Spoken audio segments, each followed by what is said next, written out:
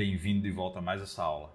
Pessoal, nessa aula aqui a gente vai aprender sobre defer em Golang. Então, o que é e como usar essa função, esse comando na linguagem Go para nos ajudar na hora de programar no dia a dia, tá? Então, o que é defer, primeiramente? Defer é utilizado para adiar a execução de uma função ou expressão no Go até que a função principal que chamou o defer termine. Então, um ponto importante aqui, ó, adiar a execução de função ou expressão. E o escopo do defer, ele é chamado assim que a função que chamou o defer termine. Escopo. Então, a gente tem que ter em mente isso daqui, que o escopo do defer é a função que o chamou. Isso é um ponto importante e a gente vai ver nos exemplos aqui mais para frente. Então, vamos pro Golang aqui para a gente fazer um exemplo clássico de defer, que é o fechamento de um arquivo. Então, como é que a gente usaria isso, né? Imagine aqui, ó, que você tenha file, certo? A gente vai abrir um arquivo aqui, capturar o erro aqui, né? OS, que vai ser importado, .open, tá? Vamos botar aqui, ó, my_file, .txt, tá? Aqui a gente vai ter que testar se deu erro ou não. If error different de new, a gente já está acostumado a fazer assim. Panic, vamos botar um panic aqui, tá?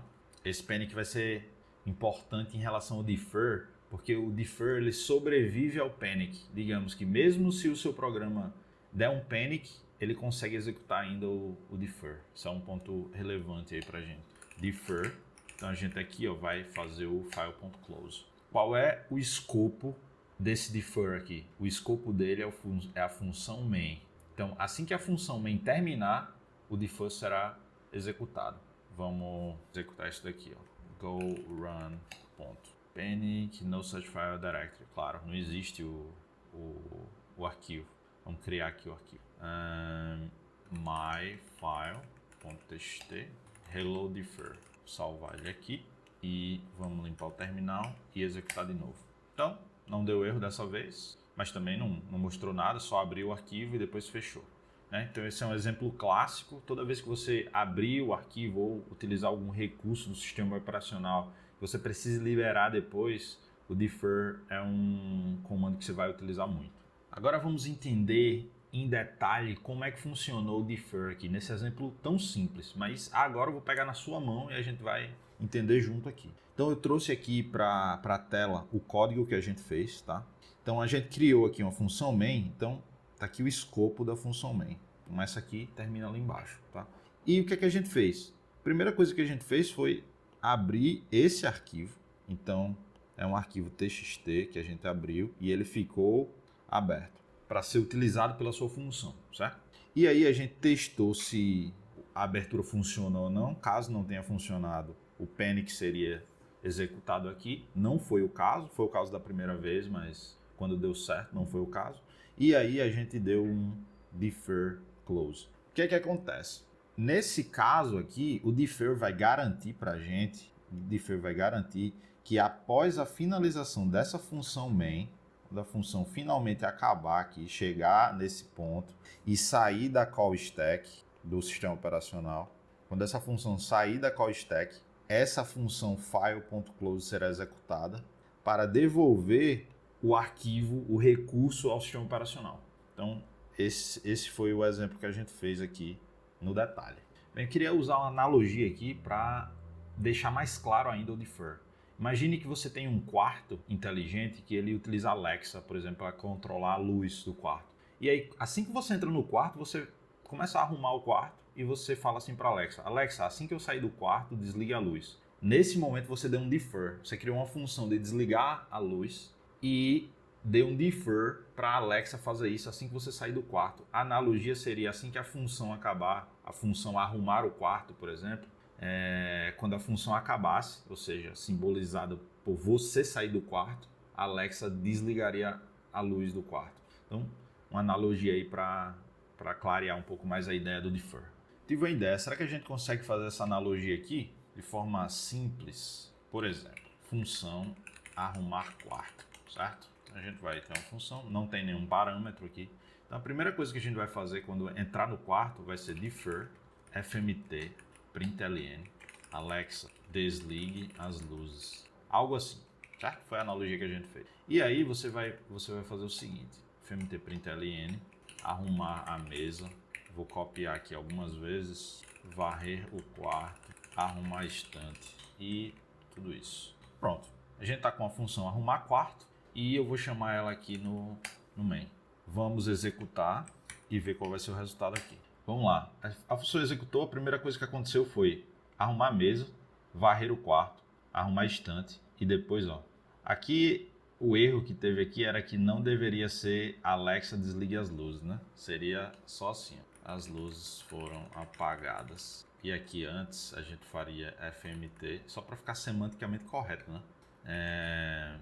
Você pediu para a Alexa desligar as luzes quando você sair do quarto. Então aqui ficou, acho que semanticamente mais correto. Então você pediu para a Alexa desligar as luzes quando você sair do quarto, arrumou a mesa, criei um novo terminal aqui, arrumou a mesa, varreu o quarto, arrumou a estante e as luzes foram apagadas. Você deu um defer aqui, né? Então, do ponto de vista da analogia, seria isso aqui, tá? Bem, com certeza você já viu em vários momentos que quando você abre um arquivo no sistema operacional, você precisa fechar o arquivo, certo? E a gente se pergunta, por que disso? A resposta comum é para evitar memory leaks. Mas o que são memory leaks? Memory leak seria como vazamento de recurso ou de memória. Então, é quando seu programa, né, pega um recurso do sistema operacional, seja ele endereços de memória ou abre um arquivo, e você fica com ele aberto para sempre ou com a memória alocada para o seu sistema para sempre e não devolve, mesmo quando você não está mais usando.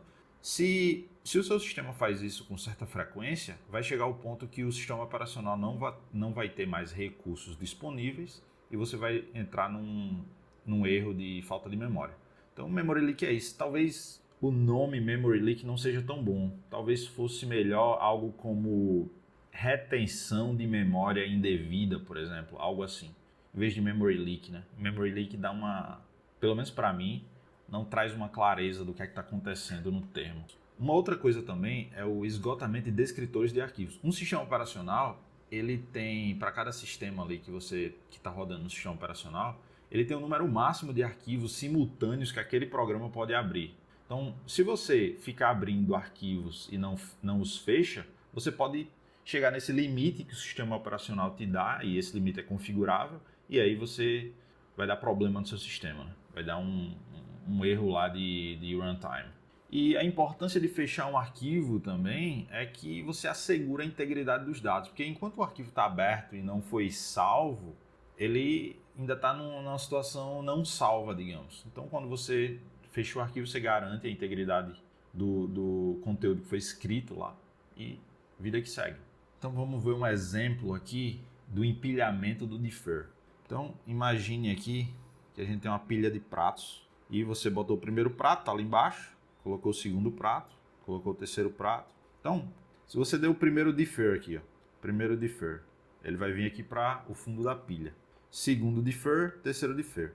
Quando a função, lembra que a gente estava no escopo da função main? Quando a função main acabar, esse último defer aqui será executado primeiro, depois esse aqui e depois, por fim, o terceiro. Então, você tem que ter em mente essa estrutura de pilha, o empilhamento do defer. Vamos ver um exemplo aqui. Eu tinha voltado para o exemplo aqui do arquivo, mas vamos fazer o seguinte. Defer fmt println, primeiro, segundo e terceiro. Vamos executar aqui para a gente ver acontecendo a pilha. Olha só o que aconteceu. O último foi esse, o último foi o terceiro, então ele foi executado primeiro, ao final da função main. Depois o segundo, depois o primeiro. Então esse é um tema relevante, precisa conhecer, do empilhamento do defer. E só o detalhe técnico é que a pilha ela segue a ideia de LIFO, last in, first out, certo? Last in, first out. Isso aí você já sabia, né? Talvez, ou não. Tem um detalhe importante aqui que eu preciso passar para vocês. A função defer, ela avalia os parâmetros na hora que o defer é chamado. Mas ela só executa a função ou a expressão ao final do escopo da função que o chamou. A gente vai dar um exemplo aqui para ficar mais claro para você. Então, o exemplo é o seguinte. Vamos criar aqui uma variável x. X vai receber o valor 100, certo? E a gente vai dar um defer desse valor aqui. fmt, println, valor capturado no momento do defer, certo? Por que isso? Porque o x vai ser passado aqui como parâmetro e, como eu falei, os parâmetros eles são avaliados. Isso aqui é uma função, né? Println é uma função. E eu estou passando o parâmetro x para ela aqui. E como eu estou dando um defer nela, esse valor ele vai ser x, ele vai ser 100, porque ele é avaliado na hora da chamada do defer. Então, ó, vou até colocar aqui um comentário em cima. Parâmetro x é avaliado no momento do defer, certo? Agora vamos criar aqui vamos atualizar o valor para 200, certo? E vamos dar um fmt println valor atualizado antes de sair da função, certo? Valor atualizado aqui de x. E agora a gente vai criar um defer de um closure e vamos ver qual vai ser o resultado. Defer func. Vou criar aqui um defer. Vou logo chamar ele aqui, ó, porque o defer precisa que você execute a função. Assim como eu estou executando o fmt println aqui, eu preciso, como eu estou criando um closure aqui, já tem aula de closure aqui no canal, eu preciso executar ela. Então vamos aqui dentro, vamos fazer outro fmt println e botar aqui o valor atual da variável no contexto.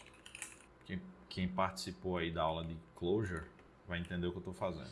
Então, nesse caso aqui do closure, ele vai pegar o valor de x atualizado por causa do contexto. Então já tinha feito um teste ali, né? Vamos testar de novo.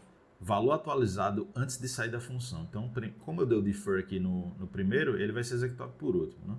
Então, ou será que vai ser por último? Primeiro esse, depois esse. Então, esse será executado primeiro, depois esse, certo? Então, vamos lá. Primeiro esse, depois o segundo defer, depois o primeiro defer.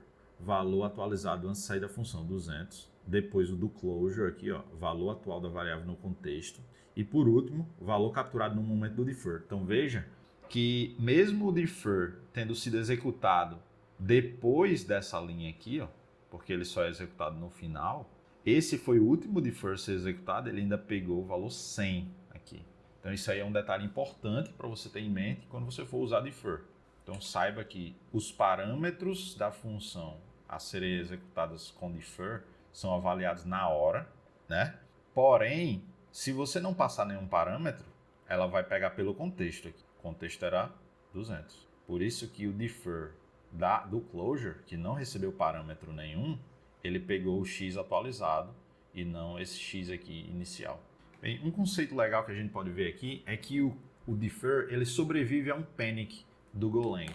Então, vamos abrir um arquivo aqui, ó, file, error, os.open, inválido, certo? Inválido.txt é um arquivo que não existe e vai dar erro. Então, vou criar aqui um if error different de new, panic error, certo? E aqui embaixo eu vou dar um fmt println no file, por exemplo. Então, tem esse defer aqui, tem o segundo defer da closure, aí aqui vai dar o panic, mas a gente vai ver que esses dois defers serão executados, mesmo a execução dele acontecendo depois do panic, né? Digamos que o panic aqui aconteceu, a função não acabou ainda, e aí o defer vai ser executado. Então, go run. Então, os defers estão aqui, deu panic aqui, mas garante que os defers foram executados ainda. Tem um detalhe importante no defer que a gente precisa ter atenção, que é a questão do contexto. O defer ele só é executado quando a função de cima que o chamou finaliza.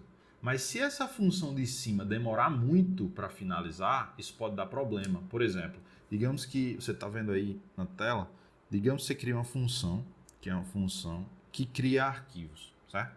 Então ela vai criar 1000 arquivos. Vai criar 1000 arquivos e continua criando, como se não houvesse amanhã, certo? Se você vai dar um defer, isso aqui é um loop, né? Digamos que aqui é um loop for, que você está criando 1000 arquivos. Então, a cada arquivo desse que você cria, você dá um defer nele. Defer, vários defers.